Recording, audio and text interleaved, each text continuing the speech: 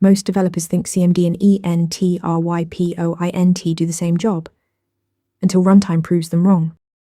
CMD sets your container's default command, but the keyword is default. It's fully overridable. No arguments at Docker run. CMD runs. Pass in a command. CMD is replaced entirely. It's a sensible fallback, not a hard rule.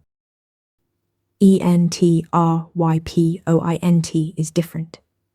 It defines the executable your container always runs. Extra arguments from Docker run get appended to it, not replace it. You can't swap it out with a simple command override. It's what your container fundamentally is. The real power is combining both. Set ENTRYPOINT to your executable and CMD to its default flags. No runtime arguments. You get the CMD defaults passed to ENTRYPOINT. Pass arguments at runtime. They replace CMD, but ENTRYPOINT stays fixed. To override ENTRYPOINT itself, you need the explicit --entry point flag in your Docker run command.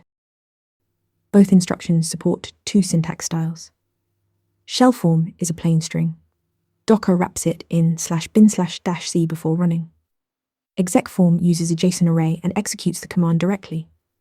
Always use exec form. Shell form breaks signal handling and can prevent graceful container shutdown. CMD is your overridable default. ENTRYPOINT is your fixed executable.